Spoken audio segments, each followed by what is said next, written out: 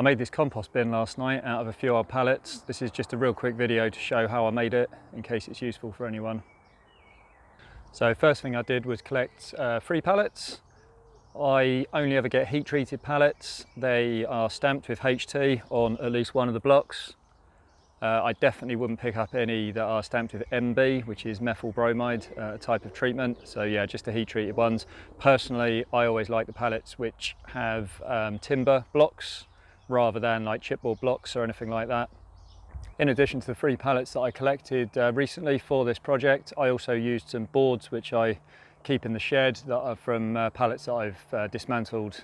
And then in terms of sundries, I used some decking screws, some penny washers and some nails, and the nails were also salvaged from old pallets that I've dismantled. Also, midway through the build, I decided to use some 6x3 timbers that I found on the allotment plot to form a base, which I'll show in a minute.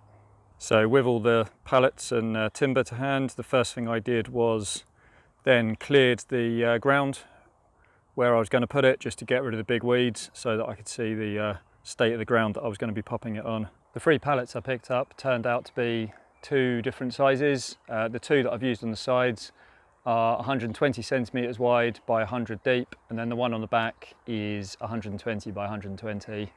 I put the bigger one on the back because it seemed to make more sense there, and it made it symmetrical as well. So I then put the 3 pallets upright in roughly the position I wanted them, and then put a G-clamp on each of the 2 corners there, just to temporarily attach it so I could see if it was looking about right. The pallet at the back, I've got the boards and stringers running vertically. The idea was that I could then screw through the stringers into the blocks on the 2 side pallets. With the 3 pallets clamped together, I realised there was quite a camber on the ground I was sighting it on, and we had a bunch of these, I think they're 6x3s on the plot anyway, just sitting there doing nothing. So I thought, why not make a little frame to sight it on. That helps keep everything square and level. Also, it just raises the pallet off the ground a little bit. I then measured the size of the bin. So the back pallet sits behind the 2 side ones, which makes it a bit deeper than it is wide. So it's 120 wide, and then I think it was about 130 deep. So I made the 2 side parts of the frame on the bottom. I think they're about, are they 150? I made them a little bit longer. And then the other bit that sits in the middle, you can see that at the back, I made that just under 100. I think that was about 98. So I cut them out and then sighted them on the ground. I had to level the ground a little bit, so at the back I dug out a little bit, and then on the front I found these concrete blocks that were also on the plot, popped them down there and used my spirit level to make sure it was as level as I could get it. So while I was doing that, I'd moved the 3 pallets out of the way, just in case that wasn't obvious. Once I had the frame roughly level, I also measured the diagonals just to check that it was square as well. And then it wasn't, so then I got it square, so then we're all good. So then I popped the pallets back on top and G-clamped them together again, just loose, to make sure that it was all still lining up okay. I then measured the diagonals on the top of the pallets as well to check that that was square. Also made a couple of adjustments until it was. To attach the back piece to the 2 sides, on each of the sides I used 3 screws. I used these decking screws, 65mm long. I find that when I'm screwing the pallet wood outside, adding a penny washer really helps. Otherwise the screw head just has a tendency to split the wood, but with a penny washer on top, it just distributes the pressure a bit better. Normally I use M5, but I didn't seem to have any, so these are M4. One at the bottom, one in the middle, one at the top. Just went straight through with the impact driver on an angle like that, so it went straight through the stringer there and then straight into the block on the side pallet. And so there's a block there, and well, you can't see it, but there's another block at the top. So that held that in nice and firm, and did exactly the same on the other side as well.